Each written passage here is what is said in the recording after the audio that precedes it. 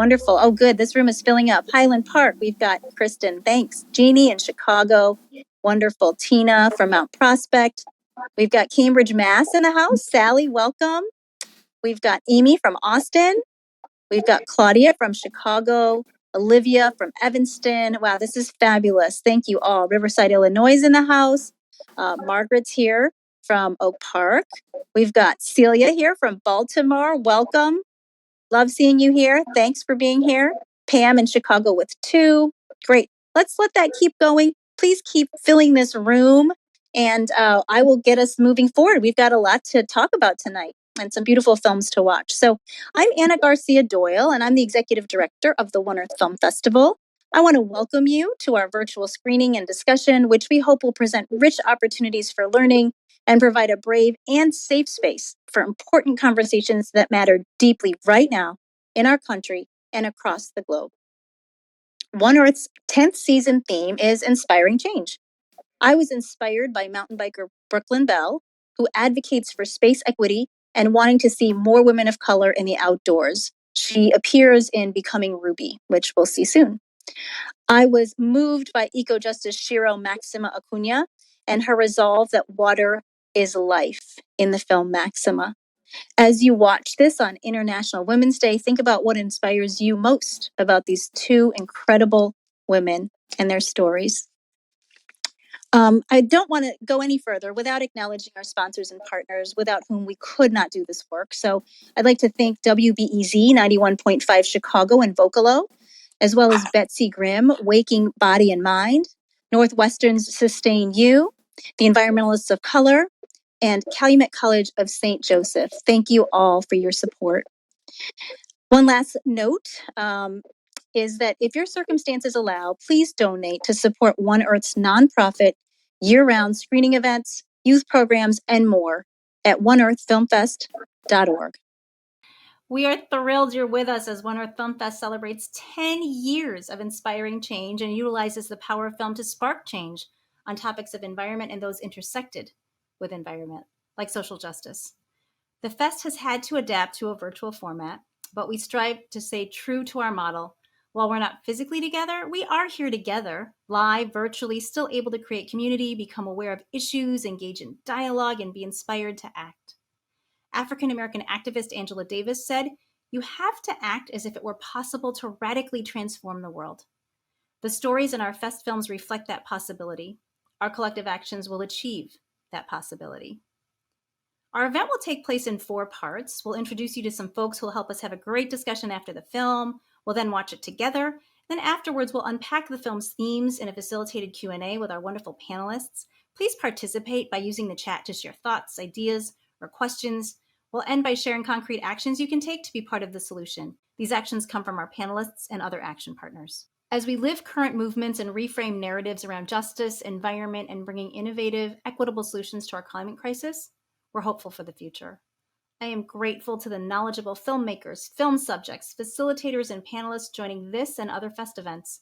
They'll guide discussions to help spark and sustain actions for the protection of our One Earth and for the just treatment of its resources and its people. We've found that shared agreements help keep our conversations safe and respectful. Please observe these agreements when participating. Put aside your preconceptions, acknowledge your privilege, internalize what you've learned, approach the conversation with respect.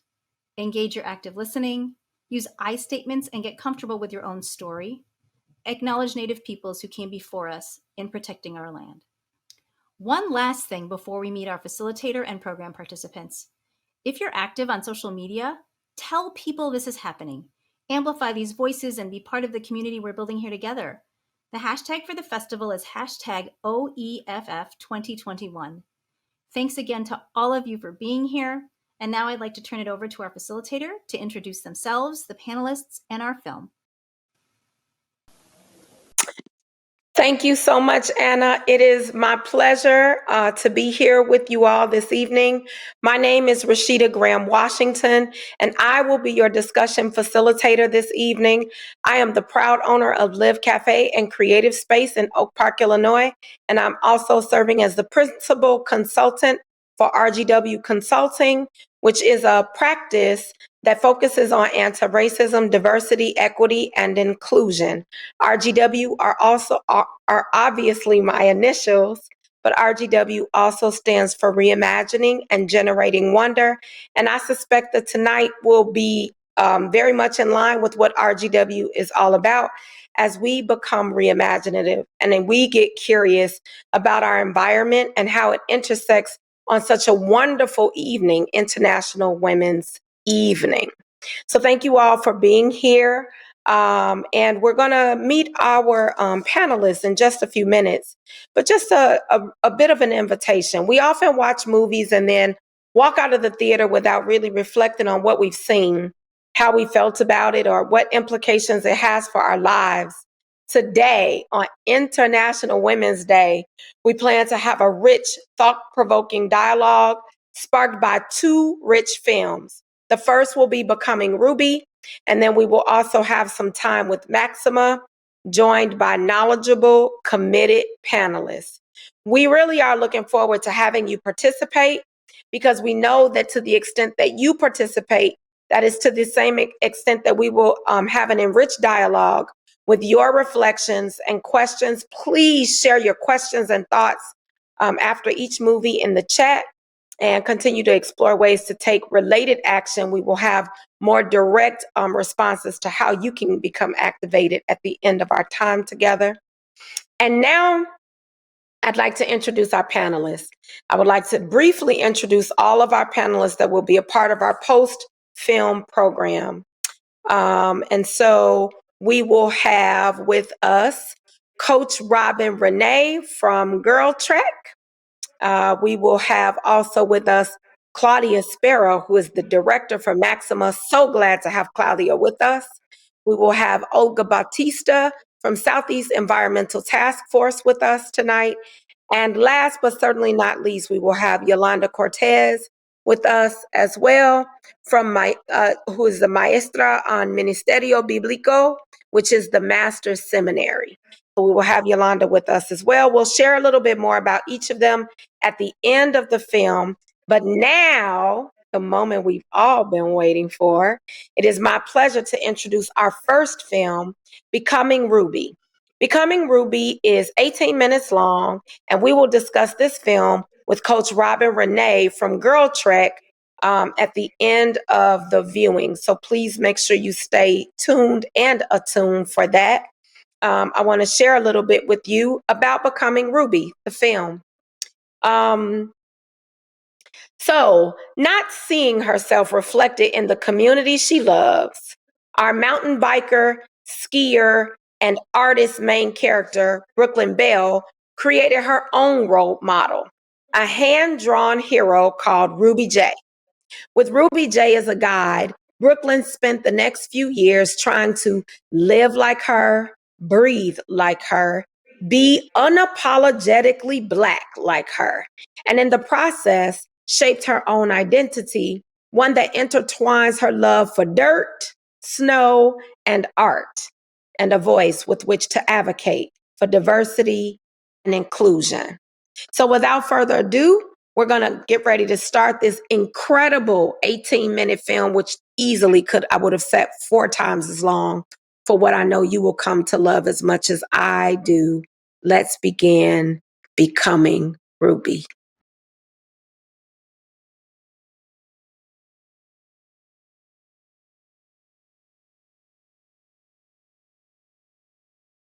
So thank you all, and thank you. Welcome back. I hope that you enjoyed Becoming Ruby as much as I did. And so now we just want to take a little bit of time and in the chat, just name what are some of the scenes, people, or lines in the film that resonate with you. Just put right in the chat box. What do you remember? What are you still reflecting on? Let's take a few minutes to just engage our thoughts around that. And we'll share some of what you put there. Write it right into the chat box now.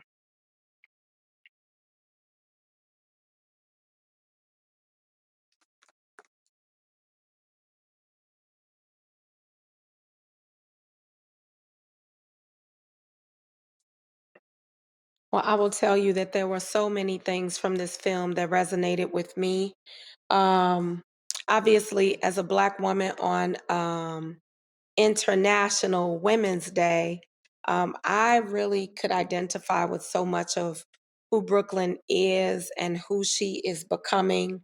And I was grateful for Ruby, for her, as there were so many moments of solitude for Brooklyn in her sport and in her life. And so, as we continue to think through and process this short film together, please feel free to use the chat to share some of what your thoughts might be and what is resonating with you. And if those come up, I'll share some of them as you share them with me. And now we are going to bring back our panel. And I cannot wait to introduce you to Coach Rob and Renee. And as we bring our panelists back, let me just share a little bit with you about Coach Robin from GirlTrek. I am fan girling over here. You have no idea. I have been studying your story, and thank you so much for your work. And so we're just going to jump right in with the first question, which I already asked the audience, Robin. Share with me what from this, like we've all, I mean, clearly not all of us have been Brooklyn, but I would bet that you and I have been Brooklyn. Share a little bit with me about what resonates with you from the film. The line, I deserve to be here. Yeah. That was the line. The reflection that she had regarding being welcomed and being included. Because there is a vast difference with that. And being in the outdoors, I'm a wilderness first responder. So I do a lot of stuff Oh, outdoors. wow. Yeah. Yeah. And then regarding like my training, I felt that when I first watched the film and she said that, I'm like, that's it. That's the feeling. It's not that anyone is mean. You're welcoming, but it still doesn't make me feel included. And Because there are some things I remember you actually said, Robin, see, I'm quoting you and everything. I'm telling you, I've been studying your work. You said just because you're welcoming doesn't mean you're inclusive, right? You said that line, and then I watched the film, and then Brooklyn said almost identically the same line. And I was like, okay, we're not losing it here. Like, we're not going bananas here. We're all feeling the same thing. Can you help me understand the distinction as we think about space equity? What is the distinction between being welcoming and being inclusive? okay, being welcoming is politeness, allowing you to enter, into the space without disrupting the energy. I'll say that.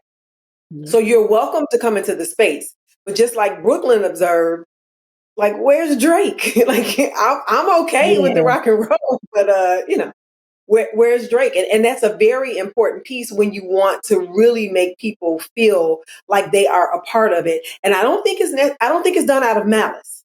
I just think that there's not. I do believe that there's not a lot of thought put in it in terms of taking myself out of my place of privilege, putting myself in a space of either not having access or knowledge of, and let me see if I can navigate in that space. Now, Yeah. I'm from the city of Chicago, from the South Side. I've traveled, not a whole lot of places, but I've traveled enough. And I'm able to navigate. And I just think culturally, we have that knack. We're able to navigate in different spaces because that's the society that we've been raised in. So that's what we Absolutely. know. And so when you're on Yeah. the other side of that, like I said, I don't think it's done out of malice. I just think it hasn't been necessary to do it. That's what it is. It hasn't been necessary to make those adjustments. And so it feels awkward. So so we can even include awkward and being uncomfortable. So you may feel awkward if you have to switch what you're used to, but we're very uncomfortable walking into your space. We can throw Yeah. those two things. Yeah, yeah. And isn't that the thing too, Coach Robin, that some of us have had so much practice being awkward and uncomfortable? Mm-hmm. that we should share those opportunities because there really is something that comes with it. We learn how to be in spaces that are unfamiliar to us, right? There are some gifts that come with being in the discomfort of space. But some of us are getting those gifts while others never have that experience or practice, right? So how do the women and young women who participate in GirlTrek, how do you use that to help bring them along? Well, what we do, well, I work with some of the smaller girls, but GirlTrek as a whole, it's for women. We like to take people out into different spaces, but you're going with a familiar face. So Yeah. you'll get to that space, it's kind of like, I don't know if I want to go there because we get that. Black people don't hike. Yeah, we do. We do hike. But there's a sense of trust, even if you've never met me before. If I'm a Black woman and I walk into a room with 700 Black women, I don't care how many other people from different cultures walk in, they're going to feel more comfortable with me, even if they know nothing about me. If they know not one thing about me, there's a sense of comfort. So there is that ability to break down the barrier, that fear of going out into an unfamiliar place. So that's when we put ourselves in that space to say, we've done it. We go out, we get our training, we've done it, but we want to take you out safely. We want to allow you the oohs and the ahs, and I don't want no bugs on me, and I don't want no dirt on me, and I don't want my edges coming up, and I don't want, Come on, Coach Robin. Come on. Like we just got this done, right? Yeah, it's We real. want to allow you the opportunity without judgment. But if you go, with people who aren't used to that, I'll just use hair for an example. Like, well, why can't you just wash it? And we're like, girl, if you know what I have to go through on wash day, like, no, I cannot just wash my hair tonight and then let it air dry because it would be a hot mess. You don't want to see what tomorrow's going to look like, right? You don't want to see that. Ain't the ministry we're going to be in tonight. No. It was interesting too. Like, I don't know if this resonated with you, but this feeling that she was always having to choose parts of her identity. Like, we see her be together with her sister, and they're like chopping it up and laughing and having a good time and being so real with each other, like about this class and this leadership. Like, they're letting it all hang out, and you could tell this is her safe space, right? But then when she asks her sister, so what'd you think about mountain biking? Her sister's like, I mean, what you want me to say about this, right? And so I either get my sister, then I have to not have my sport, my nature, my dirt, my snow, my art. Or I get my dirt and my bike and my things that I love, but then I don't have my sister. How does GirlTrek work to create more of those intersections? And can you give me some examples of how you've done that in the past? Yes, ma'am. It's called Stress Protest. Rona didn't let us do it last year, but Stress Protest, we go to the Rocky Mountains. So we've been there 5 years in a row. We take women out. So 2019 was the last year we went. We had 700 women. Well, 700 that were guests, but that didn't include the staff and the trainers. But we took 700 women to the Rocky Mountains to go hiking, to take naps, to get massages, to do, Reiki, to paint, to color, to jump rope, to hula hoop, to play hopscotch, to play tic-tac-toe, jacks, like whatever it is that their hearts desire to relieve some stress. That is our weekend, Stress Protest. It's every Labor Day weekend. So fingers crossed, we don't know about this year either, but that's what GirlTrek does. We create an entire village, and it is something to see. It's at the YMCA of Estes Park in Colorado. It's about 2 hours out from Denver. And, the first year we went, we got some looks, like, what are you guys doing here? Yeah, I got on boots. I got some trekking poles. I might be going hiking, right? Yeah. But it was just that awkward space. Like, remember, they were in the awkward space. Like you guys came here to hike. Yeah, didn't you? Yeah, we came here to hike as well. So GirlTrek creates those spaces. I think what's interesting, even in the name, Coach Robin, Stress Protest, is that what we're naming is that it's a radical act for Black women to rest, to hike, to have reflective space, to do something that's not associated with work, right? And so how do you tell me, how do we go about getting more, because it's a courageous act, right? Like I can't stop working or I can't put this down to go and be in a space that doesn't even want me there. How do you get more Black women to participate in the movement towards space equity and that intersection with like radical rest? We have them to follow either the GirlTrek hashtag or you can hit the hashtag stress protest. And when they see it, it's like, you know what? I got to be there. Like, there's no way I'm going to miss this. So you follow those two hashtags. What we do is we, once again, put a face. We put a face to what feels good. Like the outdoors traditionally for us. And a lot of Black people don't recognize this, but the outdoors symbolize trauma for us. Traditionally, Say more like about you that. had Yeah. us in the woods chasing us, trying to kill us. Like, no, I am not trying to go in the woods because it's not fun. But a lot of us don't know why it's not fun. Like, no, I'm not going out. It's danger in the woods. And I'm not going. And has been for 400 years. Lynchings often happened in the woods. Trees don't represent life for everybody. For some people, trees represent death. But I love what you're saying is that we don't have to stay there, right? That there's a reclamation project as we talk about the environment and we talk about reclaiming wood, we talk about reclaiming our air, we talk about water reclamation, but like this notion that I can reclaim nature for myself as a movement, right? A justice movement. There was a space when Brooklyn talks about her solo ship, like her constantly biking alone and skiing alone and doing all these things alone. And she talks about enjoying her alone time. One of the gifts that particularly Black women, people always talk about us having is resilience. And I'm always like, yeah, it is a gift, but where did it come from?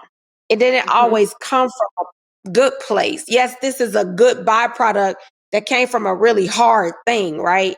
And so when I look at Brooklyn's solo ship, what would you say about that? Is that really a gift? And where do you think her ease of being alone is coming from here?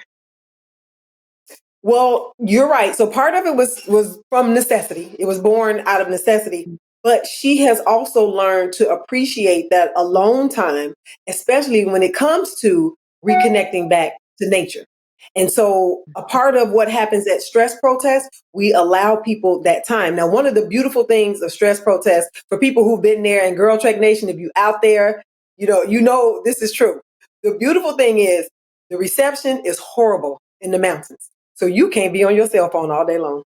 There are only certain corners, and then you're at your elevation or above, so you can barely breathe. And so you got to find a spot. You got to walk up a hill to go and find a spot. So it teaches people to just be still where you are. Be still where you can color. Grab a coloring book, grab a box of crayons, and color. You can lie out on the grass. Like, how many of us are lying on the grass? Like, right, no, it's bugs out there. Yeah, but you can flick the bug off. I mean, you'll be fine.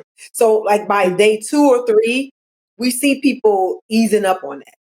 It's like, I enjoyed this. Like I haven't heard a bird chirp in, I don't know when. And a lot of us do come from urban environments where we're going to hear a siren before we hear bird chirp because we don't have trees. That's some of the environments that we come from. So yeah, so GirlTrek makes sure that we have that. And even when we're not going to stress protests on a daily and on a weekly basis, we're still encouraging women to get out at least 30 minutes a day to just walk down your street, walk in your neighborhood if it's safe. If not, go to the park.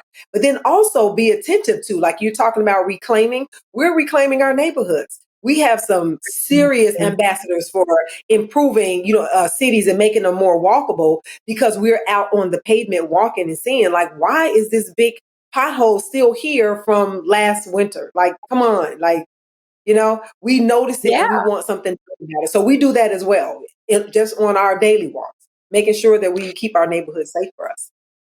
I love what you're talking about is just how being in nature slows things down in Mhm. ways that otherwise is go, go, go, go, go, go, go, go, go.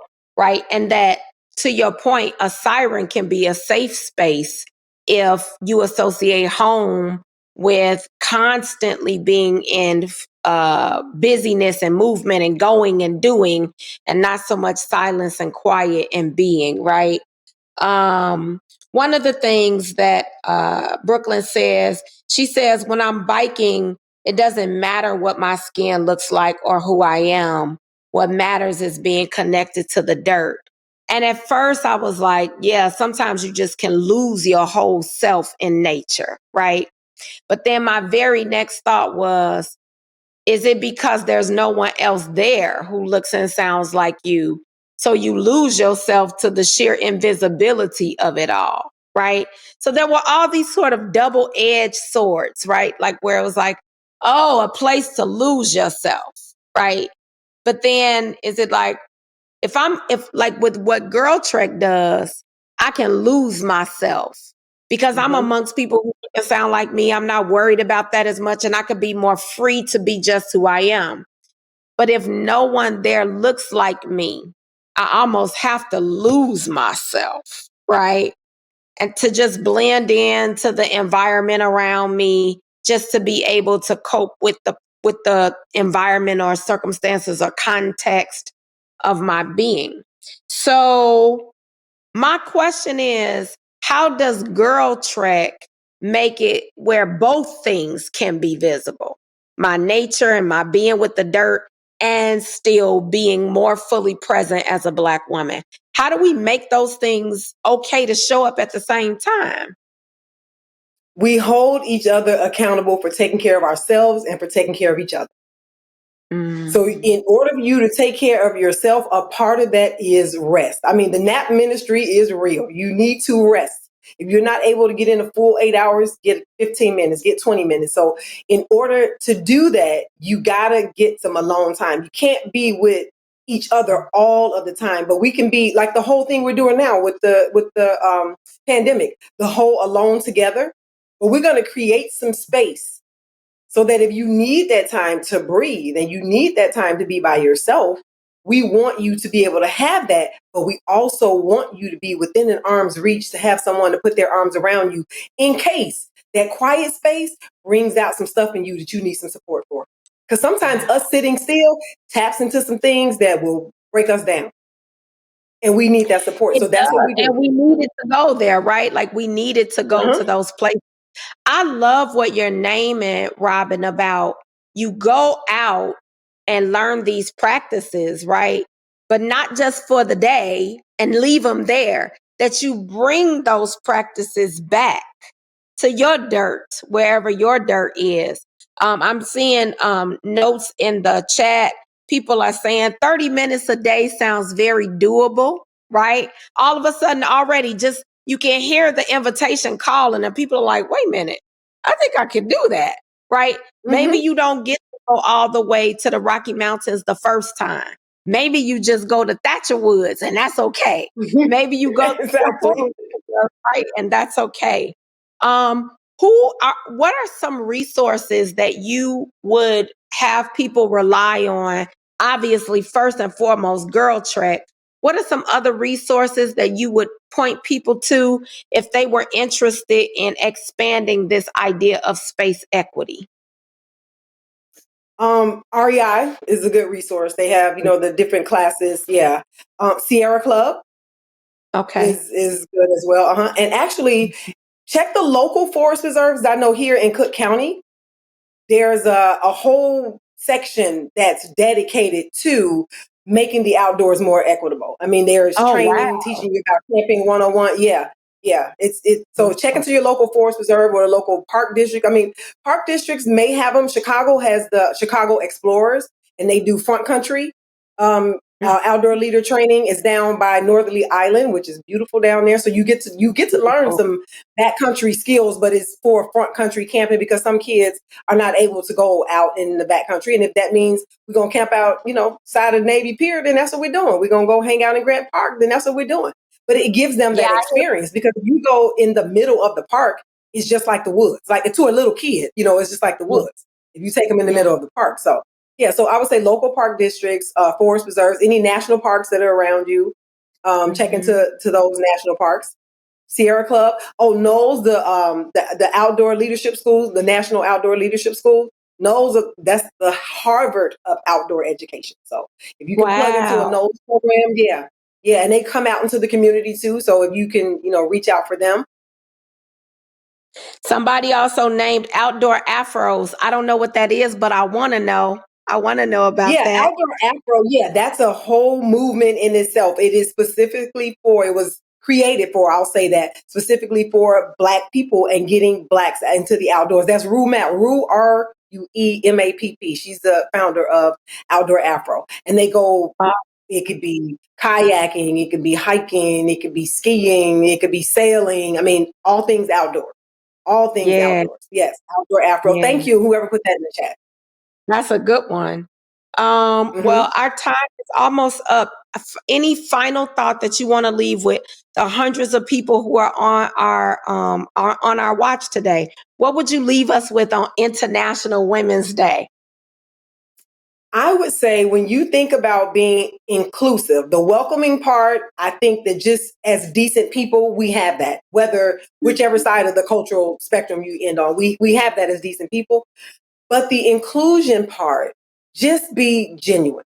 And if there's something you don't know, ask a question. Making the assumptions and the stares is what puts people on the defensive. But if you're just genuinely yourself and you want to know something, ask the question. And then that way we can at least get somewhere on a level playing field. Even if it doesn't become totally level, it can be a little bit more comfortable for those who are on the receiving end. It still may be a little awkward if you haven't had to make those changes in your own life, but it'll make it a lot more comfortable for who you're trying to welcome and include. Be genuine. And you know what I would add to that is,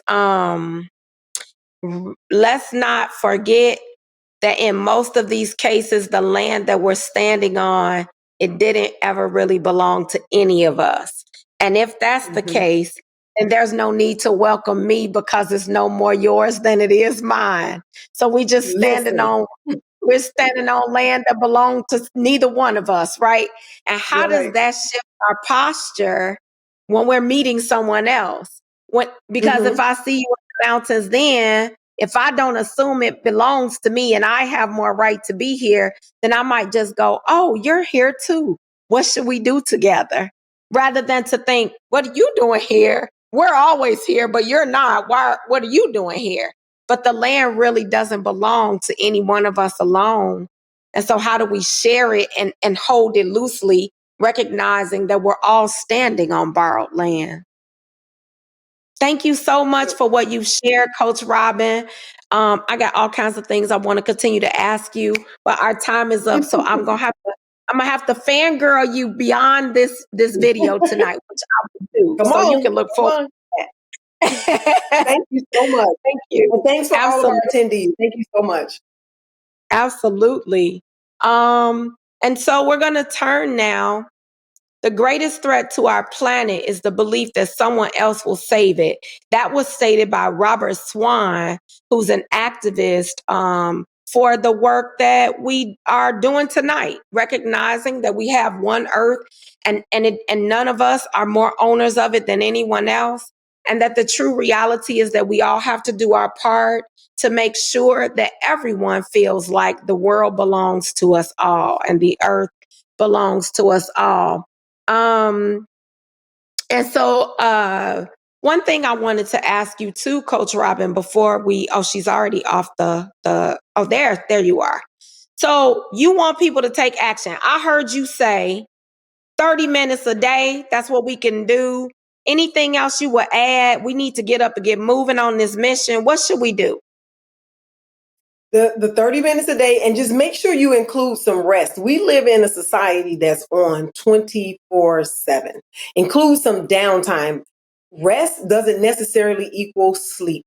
But understand that there's a certain amount of time that your body needs to regenerate. If that means you are sitting still, it doesn't mean you're not doing anything. You are mindfully taking care of yourself and allowing your body to slow down.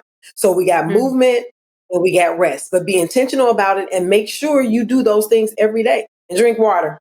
Drink water, lots of And it seems like such a small thing, but when you haven't done it for a while, you start back, you see the changes in your body right away. Now I can attest to that one myself. Yes, Definitely. absolutely. And for those of you who are thinking about organizations, governments, and companies, one of the things that Brooklyn brought up on the video was that her bike needed repairs and things like that. If you have resources for your organization or company that you can expand, you can provide benefits to your staff of color to be able to purchase the equipment to do this kind of activities. You can also partner with other organizations to provide those resources. I know that there are organizations who take old bikes and redistribute them so people have access. Is there anything else, Coach Robin, that you would add to that list? No, that's a good one. Yeah, that's good. To become a resource. Yes. Yep. That's a good one. Yes, absolutely. Thank you so much. That was an incredible film and discussion. Many thanks to Coach Robin, Renee, for sharing your expertise, your story, and your voice. And so we have a slide that's going to summarize some top actions submitted for becoming Ruby, and hope by some panelists, hosting sponsors, partners, and the team. And so, Garen, if you could go ahead and share that slide with us, it'll show us how we can take action, which is one of the most important things we can do after watching the movie and hearing such a wonderful talk like this. And so now we're going to shift to, I think we talked about some of those actions that we would take. There's a lot of work we can do just in moving our own bodies and becoming one with nature, living like Ruby, breathing like Ruby, becoming unapologetically Black like Ruby, finding love for the dirt and snow and art. Gosh, that's just such a beautiful thing in and of itself, to find love for dirt and snow and art. How do we remove barriers for Black people being outdoors? Sometimes just how you look at a person will determine how long they stay. Let's watch our own footprint and make sure that it is a light one. Protecting the places that we're riding in, ensuring that we are good neighbors to other people who use those spaces, but also to the animals and to the vegetation that grows in those spaces, living lightly on the earth. Being thoughtful about carbon and protecting our ecosystems, and looking through Indigenous people's forest tenure to discover what Indigenous voices have to say about how we hold the land. And that's going to be a good segue soon into our next film, that we might do a better job of holding the land well. And so let's get ready to make that shift to our next film. I would like to now, it is my pleasure, in fact, to bring back Claudia Sparrow, director of our second film, Maxima, which is 53 minutes long. And so I want to just have Claudia join us. And I would like for Claudia to have an opportunity to introduce this incredible film to our viewers tonight. Claudia, thank you so much. Of course. Sorry, I'm going to unmute. Oh, no. No, you're good. Thank you so much. Yes, thank you so much, Reesheda. It is my pleasure to, first of all, I wanted to thank everybody who's joining us right now. Please know it means a lot that you're here and that you're interested in learning about Maxima. It is a huge honor for me to introduce the story of whom I think is an extraordinary woman and who is really fighting for an extraordinary cause. So I don't want to tell you a lot more. I look forward to talking to you after the film. And I just hope that you are as inspired by Maxima Cunha as I am. Thank you so much for, again, joining us tonight. Thank you so much. And now we will prepare ourselves to enjoy the film. We'll see you afterwards to hear from our panelists and join in our post-film conversation.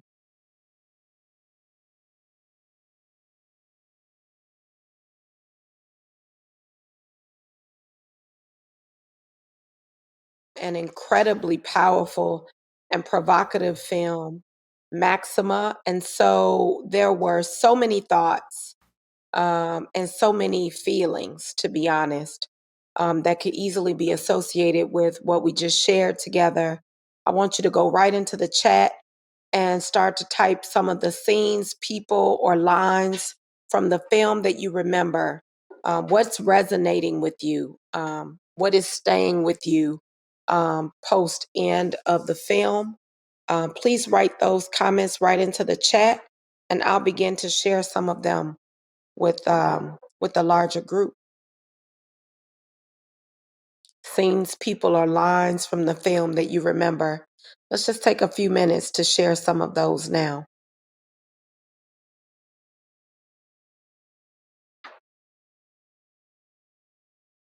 So I'm seeing things like the word chilling came to mind for Lauren.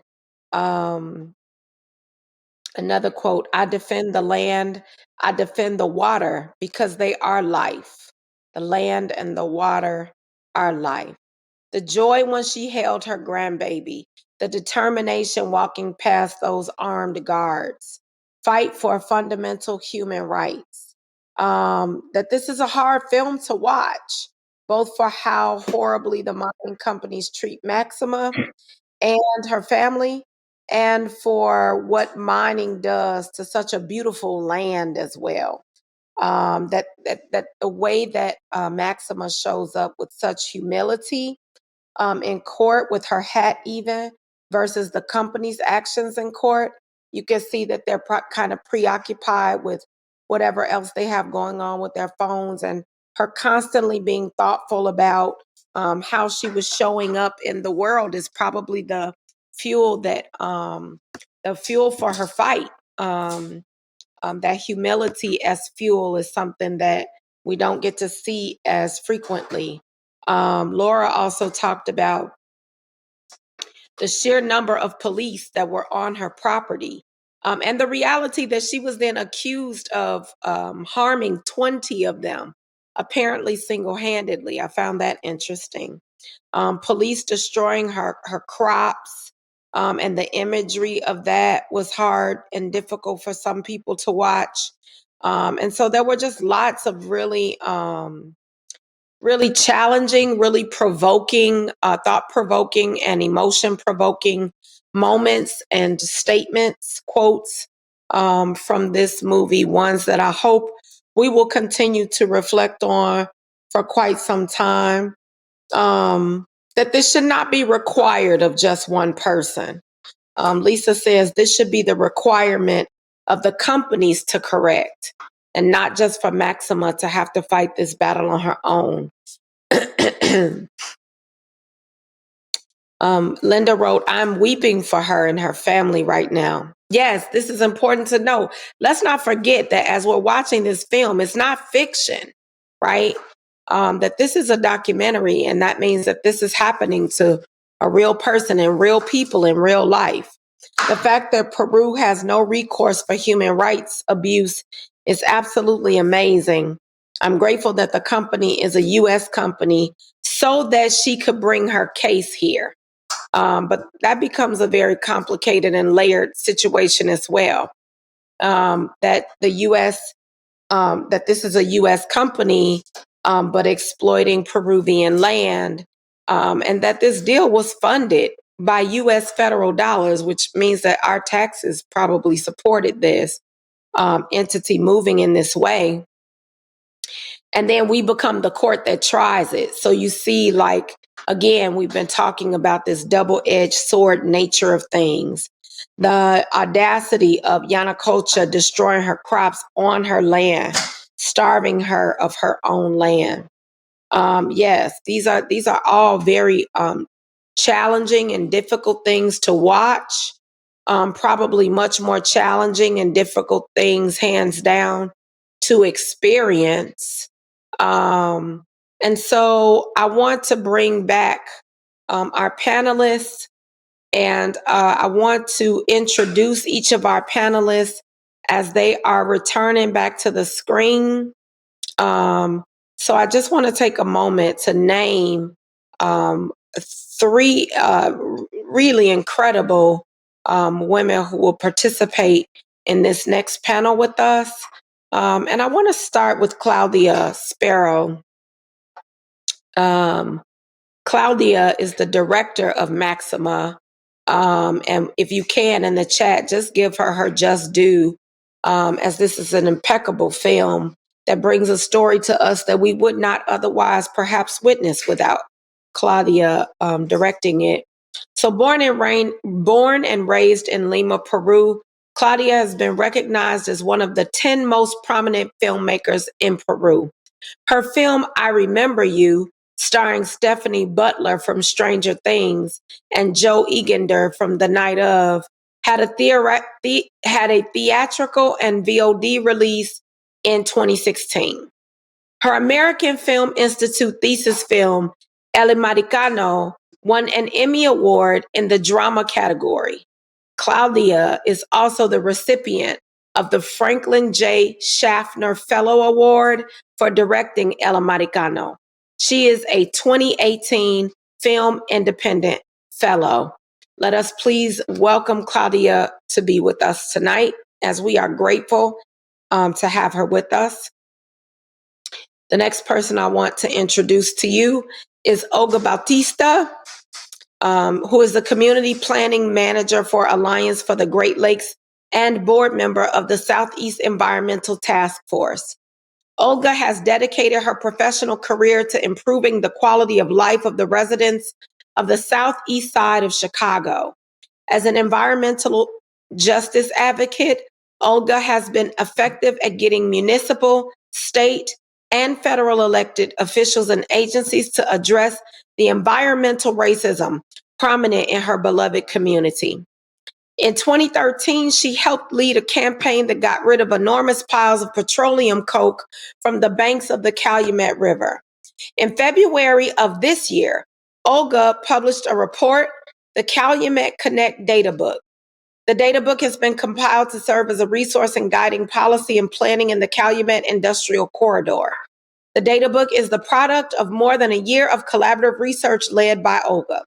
The findings in the data book draw on both quantitative and qualitative methods of evaluating the study area and the quality of life for residents. Topics include industrial occupation and land use, permitting violations, health outcomes and services, incentives and real estate activity, community needs assessment, and health impacts of climate change in the Calumet Industrial Corridor. And I hope that you're already starting to hear how some of these topics were addressed in Maxima and are feeling pretty close to home as we read about Olga's work. So thank you so much, Olga, for your work. And finally, we will have with us Yolanda Cortez of Maestría en Ministerio Bíblico con un enfoque ecofeminista, the Master's Seminary with an ecofeminist approach. Yolanda Cortez has a bachelor's degree in business administration with a major in tourism and hospitality.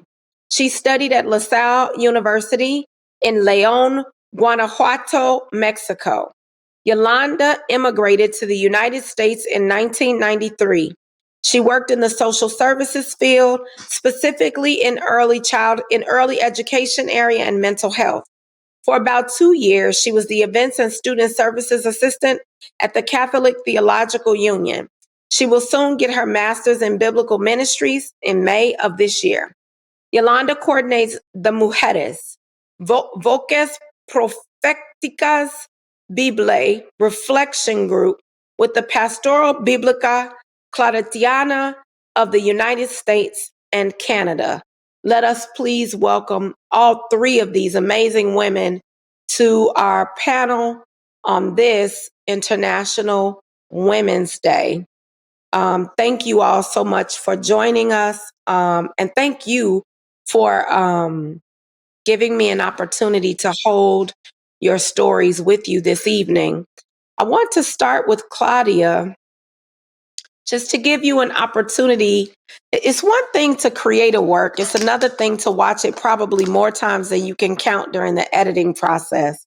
As you sit with Maxima tonight, what is most prevalent and present with you?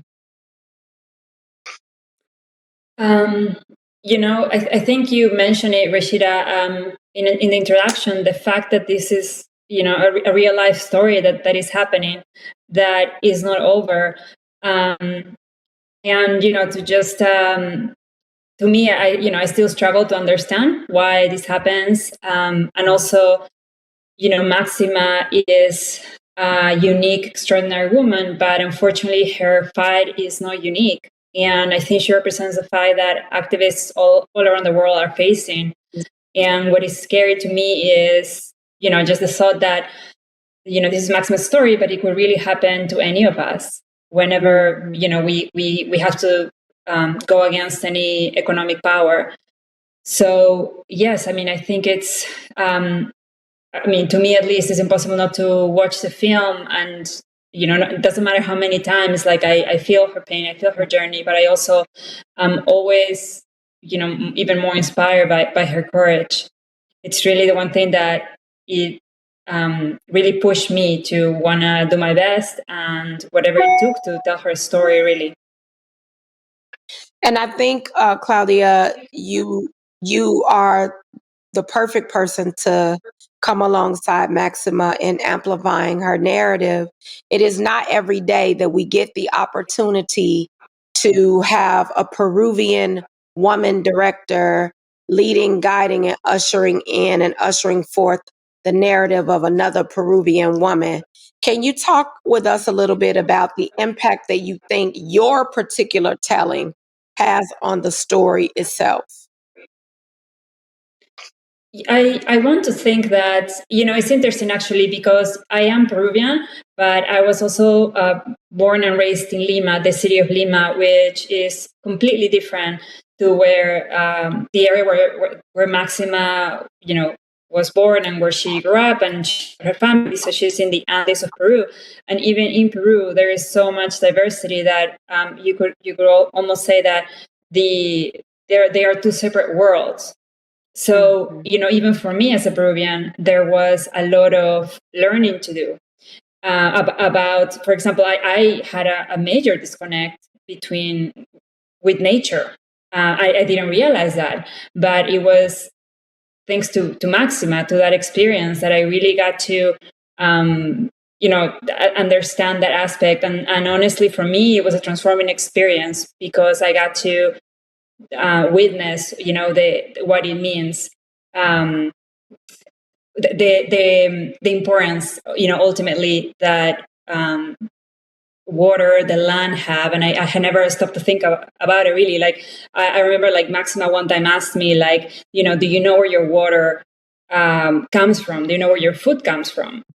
And I honestly didn't know what to say. I had never actually really, really thought about it. And also I had never thought about what would happen if, one day there's no water and our land is contaminated.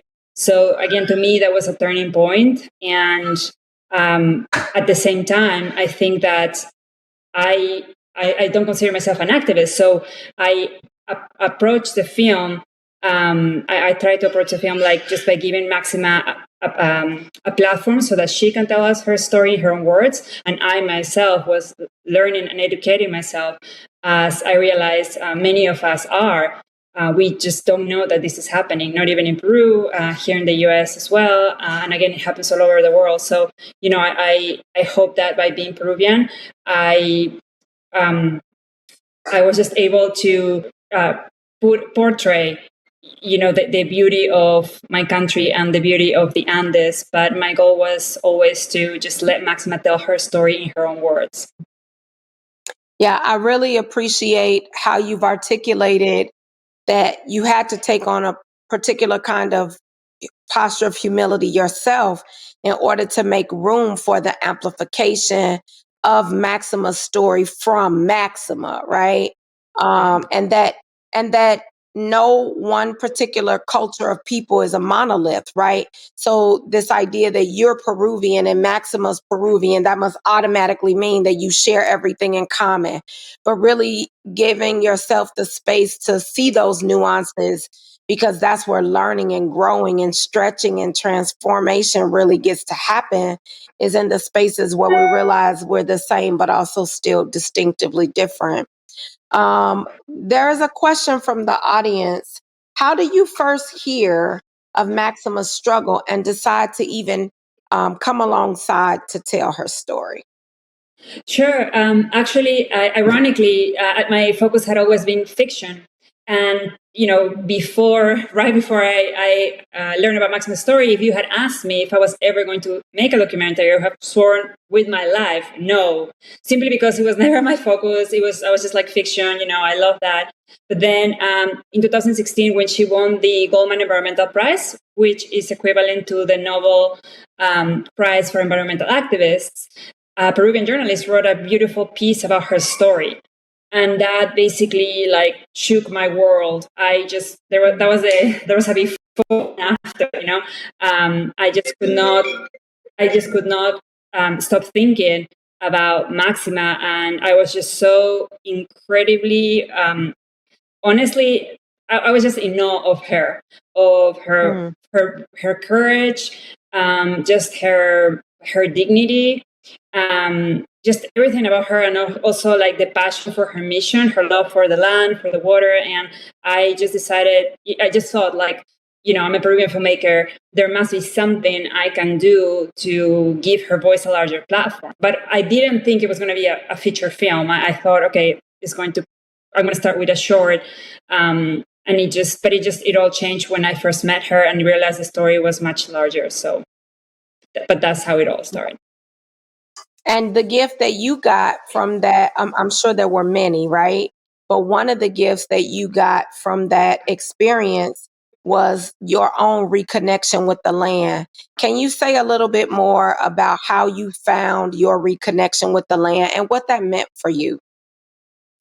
Yes, it was, again, life changing. I think it's the first time that I got to travel to see Maxima, and just the beauty of the nature is just like, it's transforming. It's like, you kind of just want to kneel and just kind of, pray to it. It's just like, so, I mean, I'm sure a lot of people have had that, connection, but it was just magic, spiritual. I guess there's not a better way to experience it, to describe it. And so, just getting to spend time with Maxima on her land and then going to visit all the lakes. I don't think I've ever witnessed more beauty. In every sense, like Maxima lives such a wholesome life. And just to learn from her wisdom of like, what do we need gold for? Like, ultimately, why do we need a diploma, a school diploma for, if like the day we don't have water, we don't have land, like, what are we going to do? You're not going to eat your diploma, and like just simple, just reflections like that were like, again, to me, like transforming and getting to see, just to be there, just to experience nature and its beauty, and obviously how it supports all these hundreds of thousands of people. It's kind of, you can, and also obviously then witnessing the environmental abuses. Like, it's just, you cannot look back. You cannot just, sometimes it's so hard, it's so painful to see the reality of, contamination. And sometimes I wish, like, oh my God, I almost wish I didn't know so much, because it's so painful, it is very, very difficult, but you cannot go back. That definitely resonates with me, for sure. There are a couple of things you're naming. There's so many things, Claudia. I don't know how not to spend hours talking to you about this film and the work you've done here, but you just named something really critical. I can't help but wonder, when you change the subject, right, of any piece of art or of any story, it changes and impacts everything else. Maxima is a woman. It's International Women's Day. And I there are two things you name as you name your connection to the land as spiritual, right? As you name it as a sacred experience. That's something that oftentimes in our environmental and in our equity fights, we lose sight of, right? And nothing like the land to get you right back to the heart and core of like, oh, this actually matters in my soul, right? Exactly. And so this is a perfect time to loop in Yolanda because I know she gets that. And so I wonder how Maxima being a woman and how nature, she refers to earth as her mother, right? Not her father. The key subject is not a man. Talk to me, Yolanda. This is your wheelhouse. I know it is. What is going on here? What's happening here?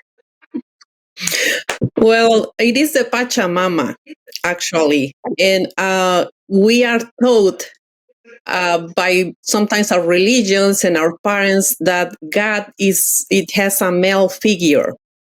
And when we really go through that spirituality and that connection with the earth, with the soil, we find out that it's more than just a father. Actually, I see earth as a mother that gives everything that it has on its entrails to feed us, to cover us.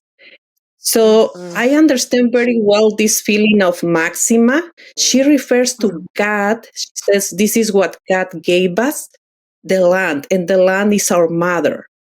So when we go to this, in my case, biblical text and read about it, we can understand that it is this wisdom of Maxima that she recognizes in the earth, the one that's gonna bring us life, the water, the earth. Yolanda, how does this somewhat divine, somewhat feminine energy, what does this have to do with environmental equity? And how does it change the game? So much, I think sometimes, as I'm naming this specifically on International Women's Day, we say, well, it's hard for me to find my place in it. It all feels so rough and tumble, right? It all feels so, sometimes even the movement can feel violent itself. What does this invite, this divine feminine energy around this environmental equity work? This invites us to practice an ethic of environmental culture where we appreciate the place where we live, where we take care of the land where we live. It is so hard to live in a place where you don't feel this ownership. And when I talk about ownership, I don't want to talk about that meaning that we give to the land, that we are human beings, the owners of the land. We are the tenants. We need to take care of that. So it's when you start feeling this when you have this feeling of protection, like in this, like right now in our community, that we have this situation with the environment and with all these corporations getting permissions to install here, and instead of sending some help to decontaminate our earth, they are sending more contamination to our land. When I think about Maxima saying that she was trying to grow her crops, and they were destroyed, imagine that in our community we cannot even grow crops in our houses, in our land, because it's so contaminated. So we women have all this dignity as mothers as the air has in it. Yes. And that is a very important role in the in the movement, that that is a named, significant, important, powerful role, and we see that in Maxima as well. I want to turn back to Claudia for just a little bit, because I want to really hear a little bit more about, what do you think the impact, how has the film served Maxima's story? And maybe as importantly, how do you feel like the amplification has helped in her fight at all?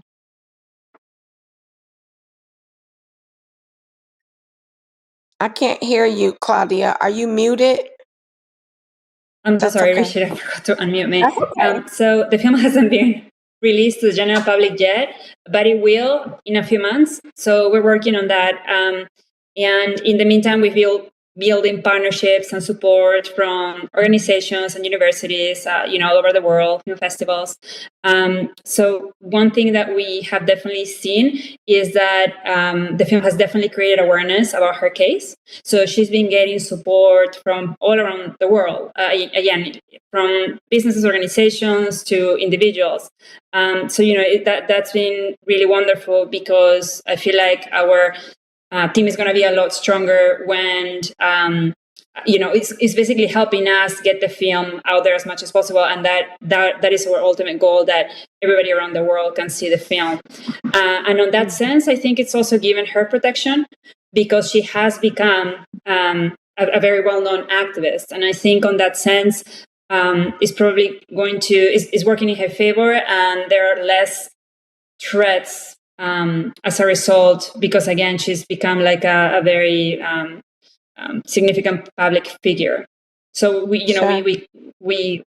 and again, that I think she's been getting support because this is an ongoing case. It's not going to be over quickly. Mm-hmm. Yeah, we saw in the film, this could go on for up to 10 years now. So there's plenty of work yet to do. And we see how the film will continue to impact that long period of time that she has yet to come in her fight.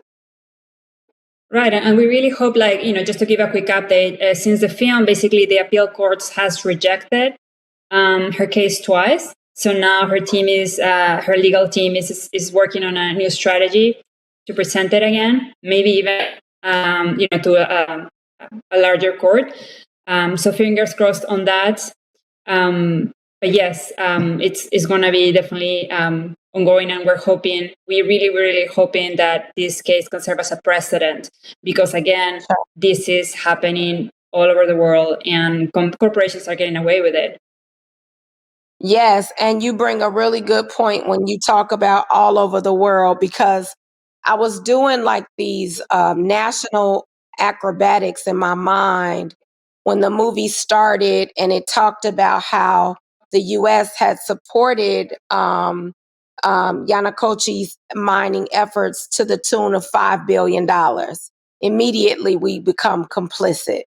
But then we're quick to want to celebrate because she can bring her case back to the U.S. because the company is a U.S. company. But do we celebrate that if we're the ones helping to support the very, I'm sure you feel the layers and complexities in that narrative. How do you respond to that? Right. I mean, it is unfortunate. No country should be able to be getting away with this type of abuses, especially coming from a developed country that is operating in a developing country. That is on one hand. And then on the other hand, unfortunately, the US laws are also not set up fully to really make these companies account for their actions. And that's why there are all these loopholes. That's why this is continuing to happen, and why a company like Newmont is still pushing for the trial to take place in Peru, because they know that that's where they can get away with, with not getting any responsibility for what they've been doing. Yes, and so we see the complicitness of the World Bank, then we see the complicitness in the U.S. involvement, and And right away, we start to ask ourselves, could a case like this happen in the United States? As we try this case, right, on U.S. soil, we're like, oh, well, we try these cases, so they must not happen on our soil because we're even participating in ensuring that they don't happen other places. And so I want to pivot right now and turn to Olga to answer that question. Olga, what do you know about this? This could not possibly be happening on our soil, right? Well, I mean, I just have to start by saying that, Flint still doesn't have clean drinking water. Like people are still using bottled water for cooking, even for bathing. I have a friend, Melissa Mays, who her whole skin just reacts to the water that is coming out of her shower. So this is definitely happening here in the United States. And I think I would even go to the extent to say that, U.S. companies are responsible for the economic degradation that's happening globally. I think when you think about like the biggest consumer of petrol, it's the U.S. military, right? So yes, definitely the economic system that we live under is about exploiting workers and also the land. Nothing is off limits. I think the people, the 1% who is in power, knows that the planet is going to hell in a handbasket, and they're going to make as much money as they can on the way there. I think that is why the fights that we see here locally in the city of Chicago or in Flint and other places are deeply, deeply connected to the fight that Maxima is having in Peru, that Berta Cáceres, lost her fight. She was murdered in Honduras, a woman who was in a very similar situation as Maxima, because the powers that be will, they won't stop. They will wait you out. They will not give up because there is money to be made. And that is not lost on me.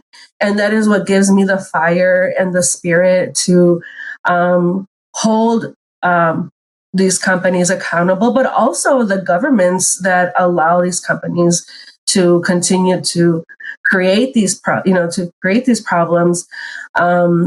Because at the end of the day, we're paying, that's our tax dollars that, these governments depend on, these agencies and elected officials.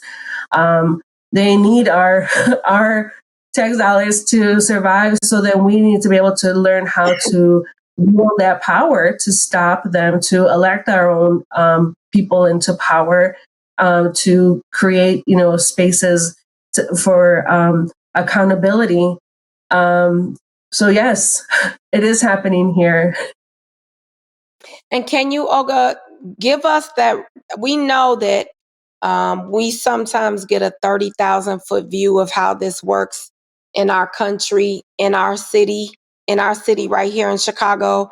But you, in your work with Southeast Environmental Task Force, have been boots on the ground on these issues for quite some time. Can you help us by depicting some of the parallels that you see from Maxima's story and what's happening on the southeast side of Chicago, even right now with General Iron? I feel there's an activist here in the community, Sam Corona, who always jokes that the EPA can actually come to the southeast side and just train all of their staff on all these issues because there's so many just in this neighborhood. I got involved in 2013 with the Southeast Environmental Task Force. I had at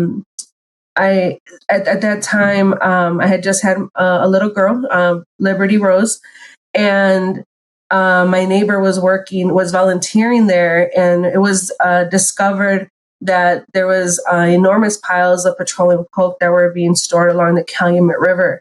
This waste product that was coming from the BP refinery in Whiting, Indiana, they had recently gone through a massive upgrade to be able to process tar sands that were actually coming all the way from Alberta, Canada, in pipelines down, very close to Lake Michigan to Whiting, Indiana, processed there, and then stored on the banks of the Calumet River. And the U.S. has new rules that you cannot burn this. This is an industrial fuel that is used to make things like cement and other things. But when the U.S. made those rules, they grandfathered in a bunch of companies that were already using it, so that it is being used here as an industrial fuel, even in our own neighborhood at AZR, that used to be called Horsehead, is a company that's here along the Calumet River in the South Dairy neighborhood. But so I think that experience of organizing in our community and being able to see it, because I think a lot of times the pollution, like it's in the water, it's in the soil, but you can't see it. But with the petroleum coke, it was these big black piles of petroleum coke that looked like something out of Lord of the Rings, like Mordor, like they were just enormous. And it was blowing throughout the whole community, and people were wiping it off of their windowsills, inside of their kitchen counters, and it was floating on their backyard pools and their dog's water bowl. So they were able to really see it. And then that was a big motivator to be able to do something about it. And it was like opening Pandora's box. When we finally got air monitors and things like that in our community to be able to detect the amounts of pet coke that was actually in the air, we discovered other things. We discovered that there was also manganese, an ingredient that is used to make steel stronger, that was also being stored openly. It's a neurotoxicant. So when you breathe manganese in, the way that it goes into the body, it can go right into the brain and cause Parkinson's style symptoms. That led to a whole nother fight about getting people's soil tested. So it was discovered that dozens of families had very high levels of manganese, arsenic, and lead on their lawns, front lawns, back lawns, and then we were just about to start to do a health study with Ohio University right before the pandemic started. So once the manganese is processed through your body, it gets deposited in the teeth and the toenails. So we had to start to socialize the idea that we had to collect our neighbors' toenails. I mean, that is so gross, but that's where it took us, right? In order to be able to get the data that we need to make the case that this is actually impacting our community. That is a plan that we plan to start back up as soon as it's safe. But in the meanwhile, I started a job with the Alliance for the Great Lakes, and my work there has been to focus on what are the things, like the issues that are important to the community, that are bottlenecks. So like when you go and you talk to the different officials and agencies, they would tell us, well, where's the data? So like the burden to actually produce data was falling onto the community. So the companies didn't have to prove that they were safe, but we had to prove that they weren't in order to get some changes to happen in our community. So as we learned that the city was doing industrial quarter, a modernization initiative, which means that they have to look at all the areas that have heavy industry in the city. We started to get ahead of that and create a data book where we actually have evidence that our community has higher instances of COPD, has higher instances of heart disease, and it's also a community that is medically underserved. So you have a lot of sick people and not the hospitals and places to get that kind of care easily accessible. So that's just a recipe for disaster. And so like some of the things that I thought were really, for me, really interesting about Maxima's story is that we have a lot of immigrants in our community who have, generational, expertise about the land, that I find extremely impressive. My family were ranchers in Mexico. My family's from Mexico.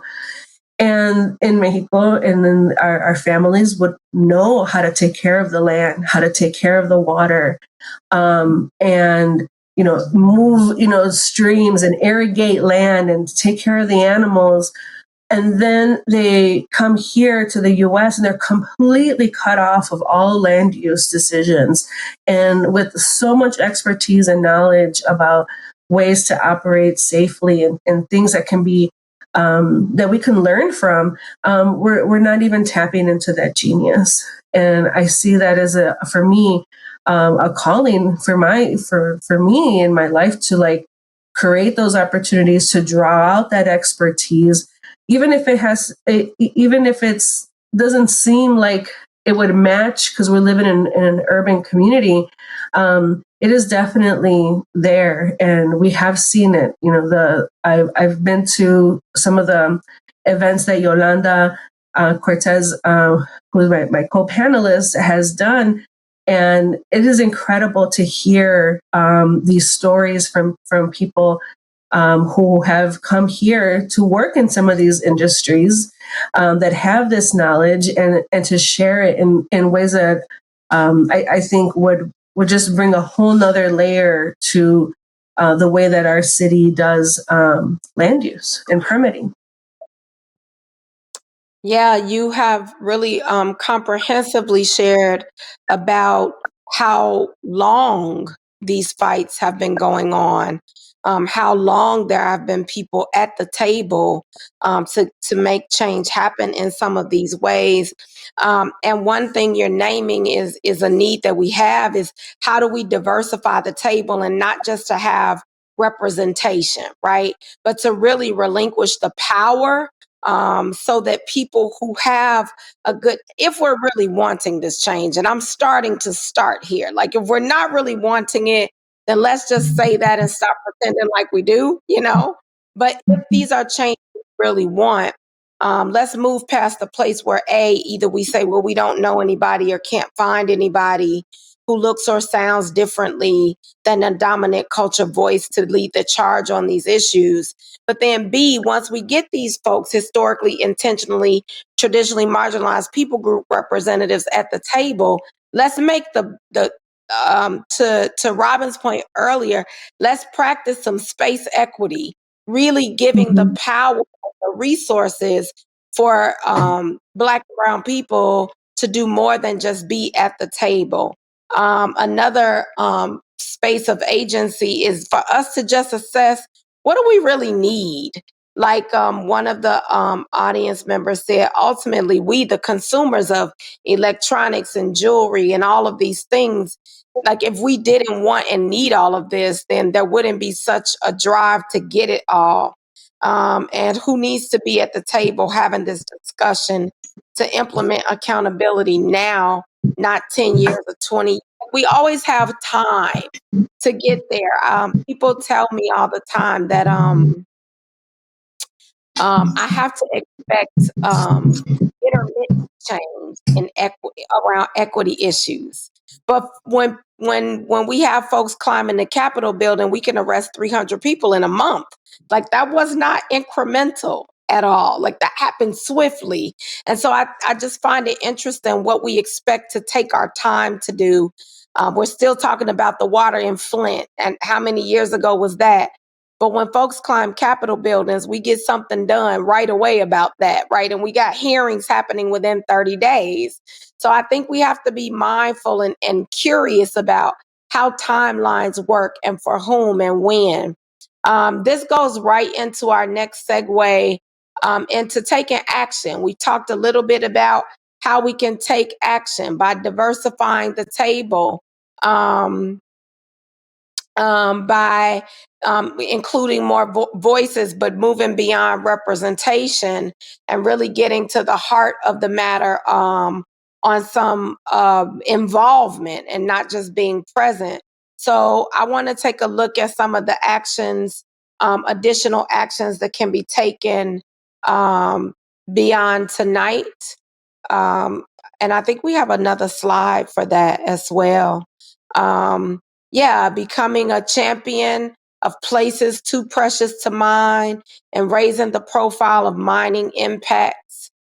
Visiting or learning about beautiful places and communities impacted by mining at Voices of Biodiversity. Communicate and learn. Participate in a one-day hunger strike of solidarity. And there's a link there for that as well. Get involved at Shy Hunger Strike because they have information there regularly. Using your consumer power, we're talking about that. If you're purchasing gold, get curious about where it's coming from. Do the work before you make the purchase. Support Maxima and her family, demanding that Newmont drop its lawsuits and stop all of the harassment. You can go to Stand with Maxima for that. Looking at living more lightly, reducing the need for more mining, putting people and ecosystems first when doing environmental assessments of mining projects. Use materials sustainably, increasing efficiency, recycling, repurposing, and drawing down carbon through indigenous peoples' forest tenure, forest protection, grassland protection, recycling. Use your voice. There is more opportunities to vote in this country than we've probably ever had. Vote, organize, write, call on issues around climate at the local, national, and global levels. Ask your elected officials what their plans are, and ask them to deny specifically General Iron's permit to block their relocation on the southeast side of Chicago, where all industry is planted in the places where people who are experiencing fiscal poverty live. Fix laws giving mining priority over indigenous people's lands, parks, and protected areas and private property. Support, invest, divest, donate, and sponsor hunger strikes. And there's a link there to support hunger strikers for environmental justice. There are lots of opportunities here. I suspect that the possibilities are endless. And these are just some of the actions that you can get busy with. Betsy Grimm encourages us also. She's a sponsor that encourages us to use consumer power. Join Earthworks No Dirty Gold. That's on one of the slides. Supporting Maxima as well. And we'll share these take action points and the recording of this discussion and the transcript of this chat in the resources that'll be shared from tonight. So I just want to take a moment to thank Claudia, Yolanda, Olga, Robin for giving so generously of their time, their wisdom, their expertise, their stories, and their perspectives. This, friends, is some of the most valuable stuff anyone has: time, wisdom, experiences, stories, and perspectives. And they have generously shared that with us tonight. I hope that in turn you will also share with One Earth and make donations to continue to have year after year film festival like this. As we close out, I hope you felt the sense of One Earth's 10-year theme of inspiring change through the films, through our discussion, and how we came to build together to build community around critical issues. We'd love for you to tell us now in the chat about how you are going to actually take action to make an inspired change. What do you feel compelled to do as a result of tonight's event? How are you ready to take action and to make an inspired change? Please share some of those ways forward in the chat with us. And I just want to read a couple of them out loud if you'll indulge me for just a few more minutes. How are you ready to make change given what you've heard tonight? Folks are making huge sacrifices, giving of their families and their lives. And we should be doing the same. So how are you going to participate in that charge. I would love to hear some of your thoughts and ideas in the chat.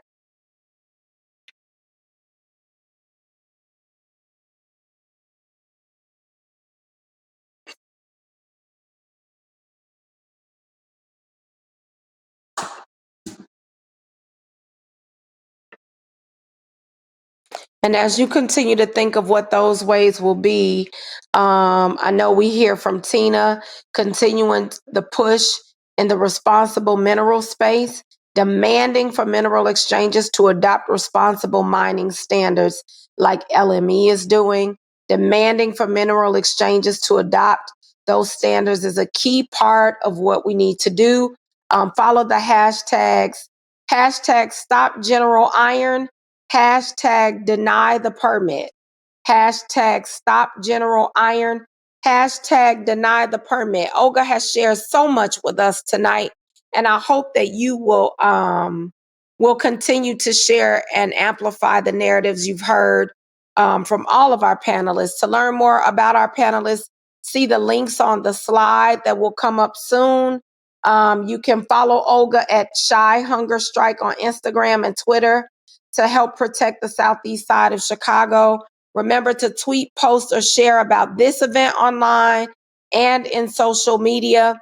If you have found value in today's event, please donate to One Earth Film Fest and join again this week, Earth Week, in April and throughout the year. Huge thanks to each and every one of you for being here tonight and for even being willing to stay a little longer, as it was getting really good to us and we didn't want to miss one drip drop of what everyone had to offer. We appreciate your participation. Let's give all of ourselves and our program participants one last round of applause as we thank you all so much for being present.